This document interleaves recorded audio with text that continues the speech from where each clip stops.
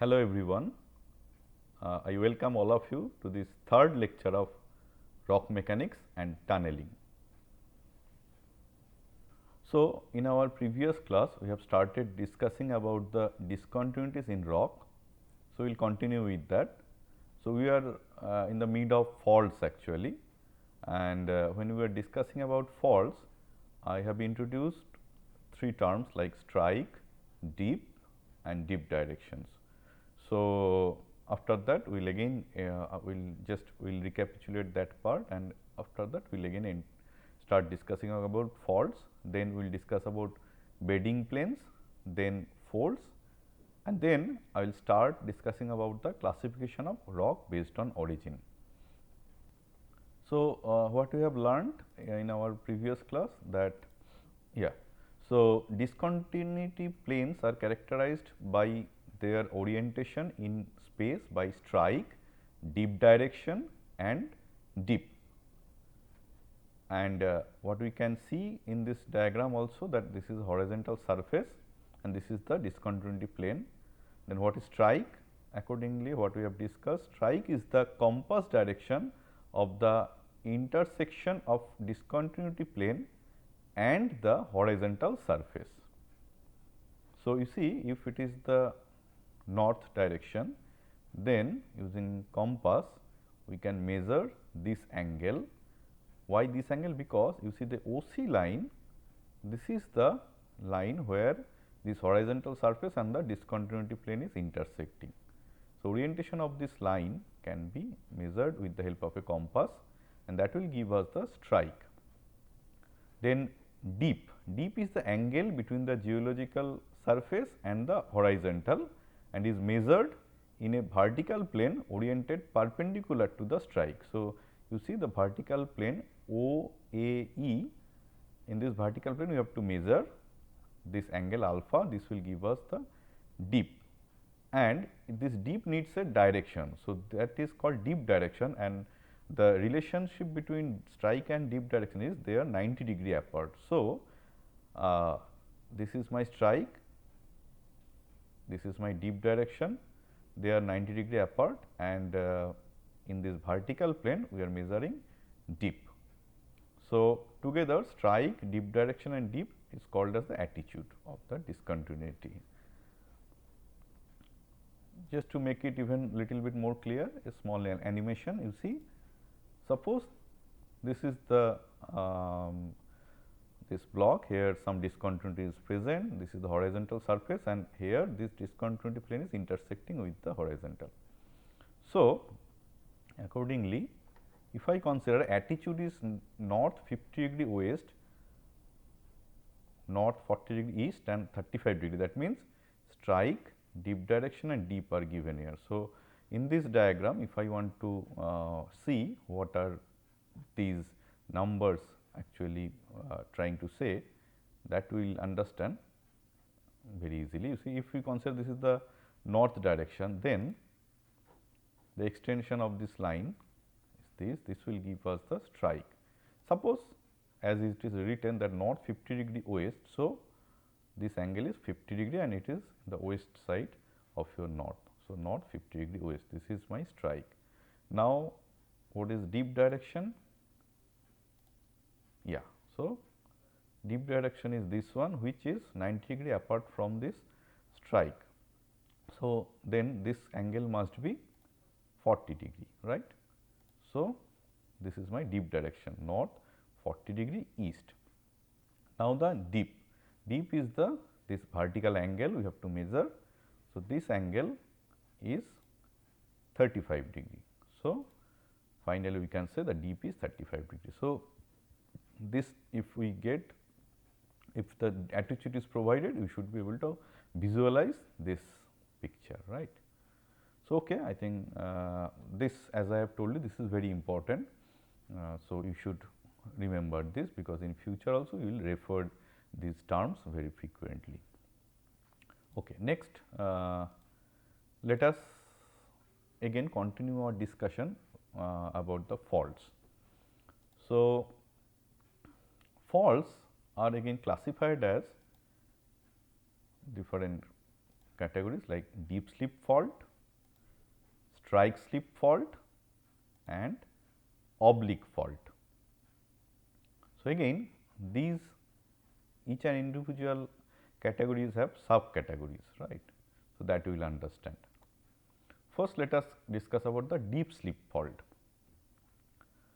Under that, actually there are broadly two categories, normal and reverse, and a special type of reverse fault, the reverse deep slip fault is called as thrust fault.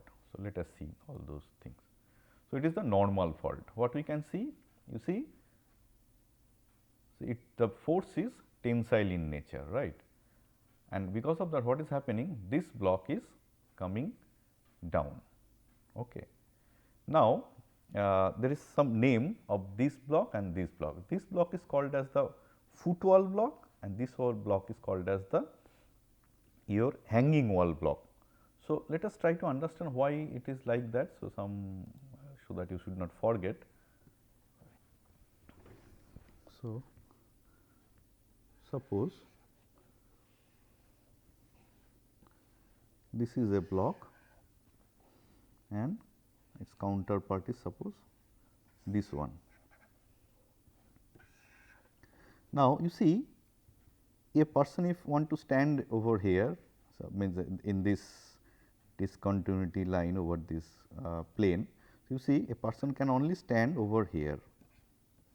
Suppose I am standing over here, but I can't stand over here. What I can do? I can hang something like this, something is suppose hanging from here. So, that is why this is our foot wall block. So, this block is our foot wall block and this is hanging wall block.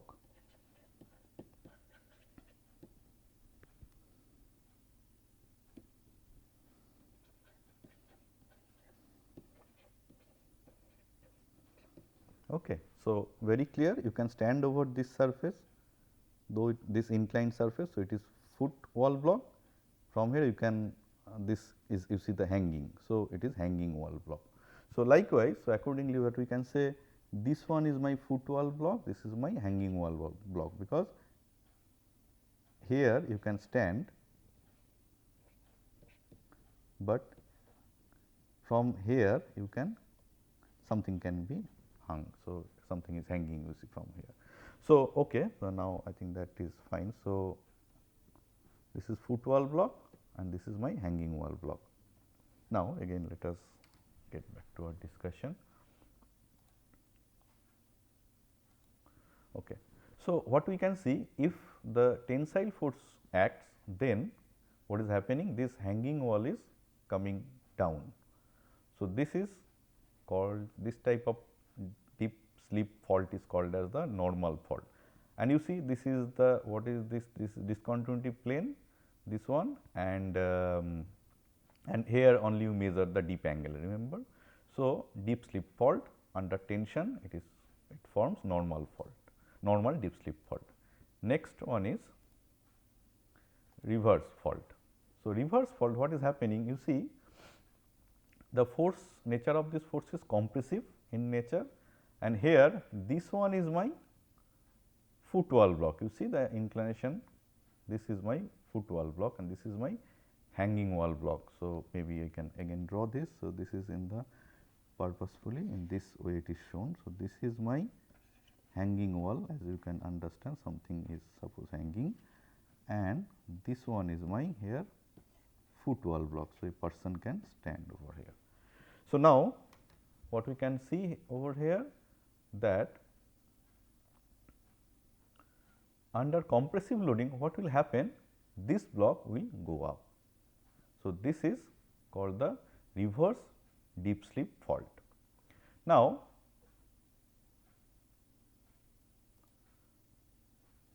one special type of reverse fault is called the thrust fault. First, let us see the picture.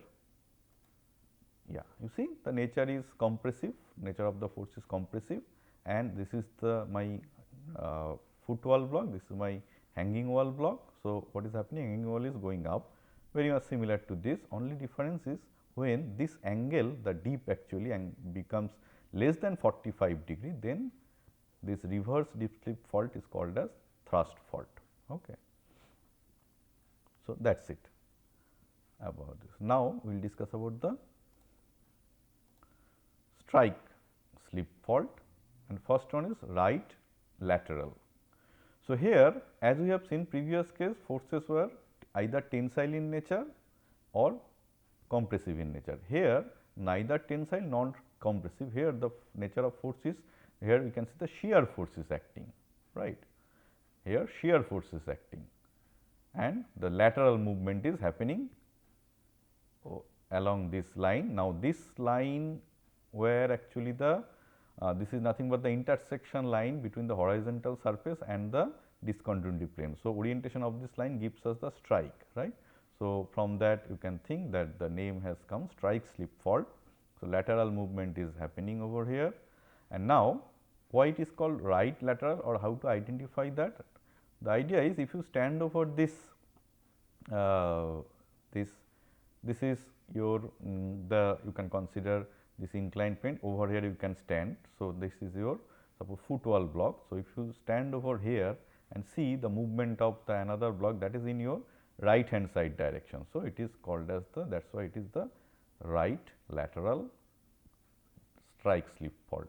Similarly, just the opposite one, you see if you stand over here and look towards this block, you will see the block is moving because of the shear force in the left hand side direction. So, it is called as the left lateral strike slip fault. Okay. So, very simple. Next, another one is oblique slip fault. There also you can see normal and reverse two divisions. Primarily what are they? First, normal, you see this is a normal oblique slip fault. What is happening? Just see here, some this block has now, initially it was here with this block, now it has moved here. So, you see the movement is in the downward direction vertically, this movement downward direction is happening, as well as the your this horizontal in the direction of strike is also you can see some movement. So, this component, just a small triangle is drawn over here, you see this component, this side of this triangle is nothing but the deep slip component, right. As you can understand, just now we have discussed deep slip fault. So, this movement is what we see in case of your deep slip fault. So, deep slip component, similarly this lateral movement is strike slip component, right, and this is moving in this direction. So, this is nothing but the slip vector.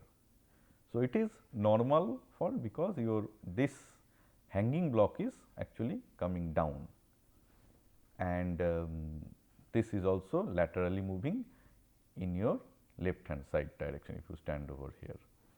Similarly, reverse fault, what will happen here? You see the diagram, yes, it is like this. Now, these red arrows are showing the directions of movement. So, there is lateral movement and there is some upward movement also. So, upward movement we see when the nature of force is also compressive, and obviously that just now we have noticed, and this is because of shear force lateral movement it occurs. Anyway, this type of movement, if we see this type of oblique slip fault is called as the reverse type, and let us notice here, you see that this is my strike slip component, this lateral movement. This is my deep slip component, the vertical upward direction movement, which you see in case of reverse deep slip fault, and this is my slip vector. So, together it forms the reverse oblique slip fault. So, these are some of the things I think we should know. Now, another type of discontinuity, that is the bedding planes, and all of us must have seen this type of means discontinuities. So, what is bedding plane? Bedding plane is defined as a plane of separation between layers. So, now pictorially let us see. See, there are several layers. Maybe the next picture will give you better idea, because the color contrast is there. You see, this is a bedding plane, this is a bedding plane. So, what it says, bedding plane is defined as a plane of separation between layers. So, this is a layer and this is a layer, and you see the plane of separation is here. This is your bedding plane, actually the plane, it is a particular plane. So, bedding plane, here one bedding plane you can see, and again here you can see a distinct, and you can see another bedding plane. Similarly, here also you can see bedding plane is here, bedding plane is here. So, bedding plane is defined as a plane of separation between layers. So, here it is very much clear. Here we can clearly see a plane of separation. Now, regarding bedding planes, we can say that bedding planes often can be fully cemented. So, if that is fully cemented, then it is very good, obviously. And also another problem we may see, that is some bedding planes can also become potential zone of weathering.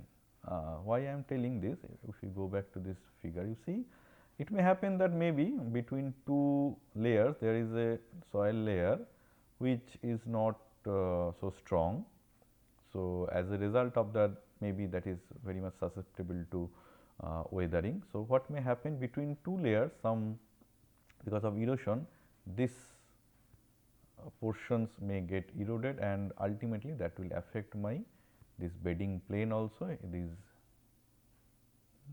regions. So, that is why it is stated here over here that the some bedding planes can also become potential zones of weathering. So, because of the nature of the material present, which if it is susceptible to erosion, then this may happen. Now, next category of discontinuity is folds. Folds are commonly observed in sedimentary formation. So, how it is? It is, you see, the wavy pattern. So, that is why I have written over here, a fault is recognized by wavy form of crustal rock mass. So, another nice picture you can see. These things are actually looks very nice, as you can see. If you see this kind of natural formation, obviously we feel good, this is very nice, but obviously constructing anything over here from the engineering perspective, that may be very difficult, because full of discontinuities, and they are means here it is this way, here it is that way, that we can clearly notice. So, these are the faults, and constructing anything over here is definitely difficult. Now, we will little bit discuss about this pattern and this pattern. Let us see. Before that, maybe we can say one point, that is these folds are often associated with high degree of fracturing in relatively weak rock. Obviously, if the rock is weak, and if you see that this type of formation is developing, then obviously there is a chance of developing crack. So, that is only shown over here, that you see the fracture is developing. So, folds are often associated with high degree of fracturing in relatively weak rock. Quite fair enough, it is quite easily understandable. So, next is we will discuss about the different components of a fold. So, if it is a typical fold, a diagram of a fold. So, you can see this plane is called as the axial plane. This line is called the axis of the fold. Okay. Likewise, it is also the axis of the fold for this pattern, this pattern. This is concave upward, this is concave downward pattern. For that, this is the axis of fold, this is the axis of fold. This is called the hinge of the fold, this is called the crest of the fold, this is the trough of the fold, these are the limbs, okay, limbs, the limb of the fold. Now, this is called anticline.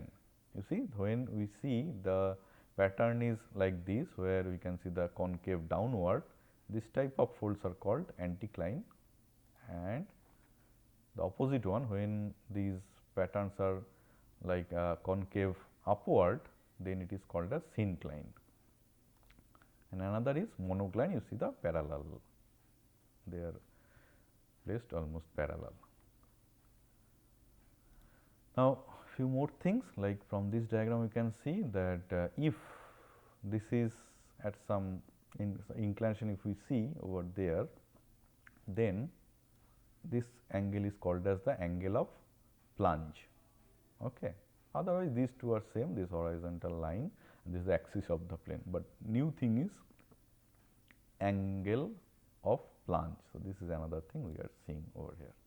Okay. Now, with this I think we have finished our discussion related to discontinuities, but truly speaking not finished. In our actually fifth lecture, I will again discuss about the discontinuities, about a we will discuss about a separate topic which is very much related to discontinuities, that we will do in our fifth lecture.